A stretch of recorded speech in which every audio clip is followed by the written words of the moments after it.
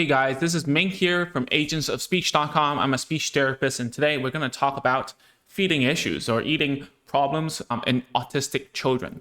All right, so first of all, eating and feeding is actually a sensory motor process, right? So you need to feel it in order to move, in order to bite and chew and then swallow it down. These incorporates like all the sensory and motor skills of a child's like jaw, lip, tongue, and then also all the small muscles within this whole system over here. So I'm not going to go through all of that, but what I'm going to tell you is the sensory issues that happen in autistic children.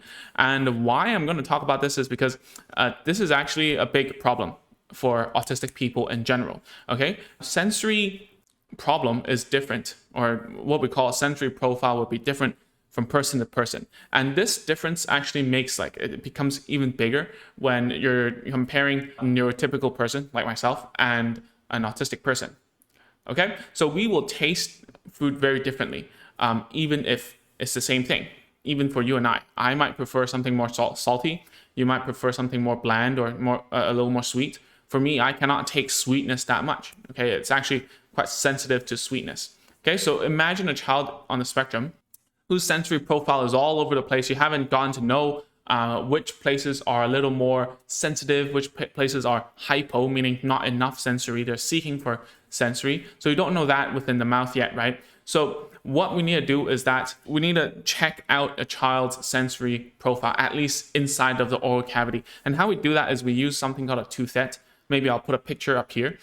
And we do a quick brush around the mouth to see which parts are seeking for sensory, meaning they like it, they don't have enough, they want more, or they're hypersensitive and they find it too much for them, right? So the best way you can do it is to see a qualified speech therapist to help your child determine which parts, what sensory is going on and so forth, and what the kind of intervention is needed for that. I cannot tell you right here because you really need to see how a child reacts to all the brushing and stuff and so on, right? This is really important because we don't know how a child feels towards a certain sensory. So by trying it out with something that is not a food, like just a toothette brush, it makes it a whole lot easier to manage, all right? That's number one, sensory issues. Number two is oromotor problems. So oromotor problems are a huge part of eating or feeding or swallowing or whatever, chewing. And it's called sensory motor for a reason. If a child cannot sense, the first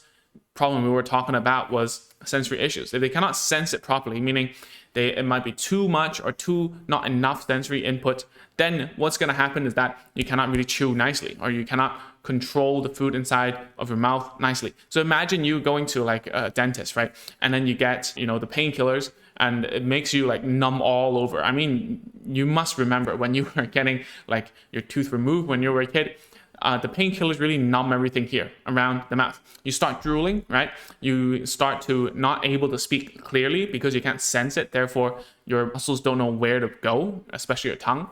And when you eat, it's very easy to mismanage the food and have it go outside of your mouth. And that's the same for children who have a sensory problem. And therefore, they cannot have the correct motor planning, or not really motor planning, but they cannot execute the motor patterns necessary for eating. Okay, when this is a problem, when oromotor is a problem, right? Once you have finished and managed the sensory needs, the next step is to teach them the correct motor skills in order to eat. So if something that they eat is very difficult to manage, when you eat with friends outside, some people don't like to eat fish because of the bones. They don't know how to manage it. And that is exactly what happens with children. They get scared of managing foods such as a jelly because they don't know how to munch it up and swallow it. Maybe it was too big, so it caused them to choke at one time. And what happens is that they become scared of it. And I'll talk about it later on as the third reason. But for now, for all the things, you have to remove all the hard, difficult things that they cannot manage for them. So for instance, if it's a really big piece of chicken, cut it up in smaller pieces and then gradually increase the size of it, okay? Or if it's teaching them to manage bones, which is not our topic here, but just as an analogy, what you can do is to go from a big bone to a small bone and slowly teach them to manage how to do it through controlled practice, okay? So this is what we do. for helping them during the feeding process, right? During the mealtime. And what we can do other than that is oromotor exercises. You know my stance about oromotor in this channel, Agents of Speech, right? We talk about that it might not be the best thing to teach speech with. Sometimes it is, sometimes it isn't. But taking the whole motor process of chewing and eating and breaking it down into smaller parts and doing that as a oral motor exercise is valuable. Okay, for instance, if your child doesn't know how to chew with their molars, like the big teeth at the back, then what you can do is use talk tools like a chewy tube and teach them to go up and down and chew, right? And go from a bigger chewy tube to a smaller one, and from a softer one to a harder one, so that they learn that chewing requires the muscles here and the process of going up and down. So there's a lot of things that us speech therapists, we look at when we're dealing with this kind of problem. So one of them is like, is the jaw, lip, and tongue, are they all, they're able to move by themselves, meaning dissociation, right? You can check it up on Google if you want to. I'm not going to talk about it here. But the major thing is that when a child or a person, when they chew, what happens is when the jaw goes left and right or back and front, like going from front to back, then that means the jaw isn't stable. And therefore, we need to do some oral motor exercise to help them stabilize the jaw, increase the strength and their mobility and range and so on. And afterwards, try to generalize that into eating, okay? All right, the last one is about rigid behavior. And rigid behavior is something that is learned. So if you've heard of it, there's a term called tactile defensiveness, right? Which means someone had a bad experience and therefore it becomes a defense mechanism to stop doing that kind of stuff. So you might have a friend, I have some friends who don't like to swim. And the reason why is because they've had a bad experience with it, or once or twice, right? Like my friend who doesn't eat pork anymore is because he had a bad experience. He ate pork and it was like really dirty and he got a stomachache, doesn't want to eat anymore. Same with children, especially autistic children who are rigid.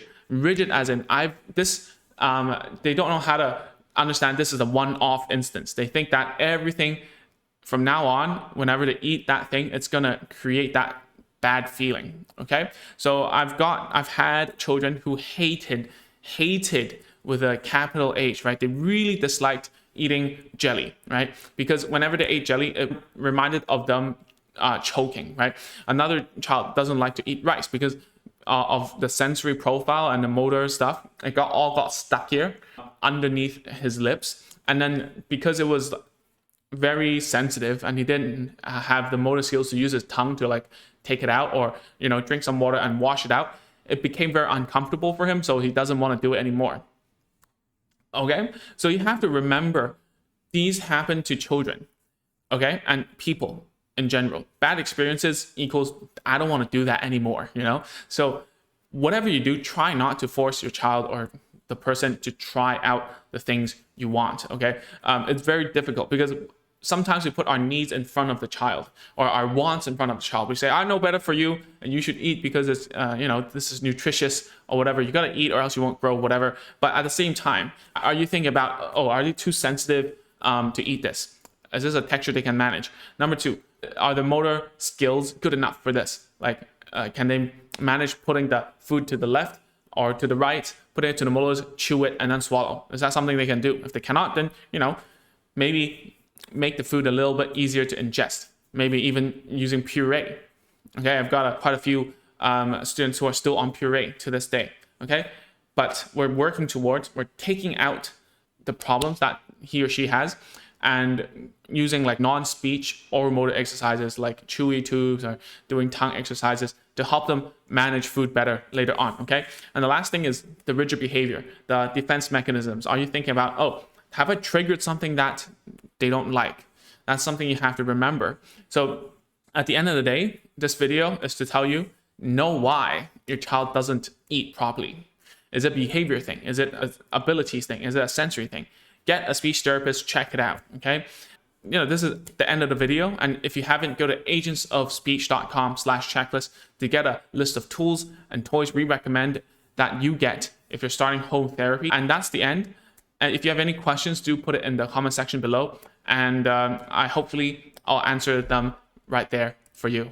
Okay, see you next week. Bye-bye.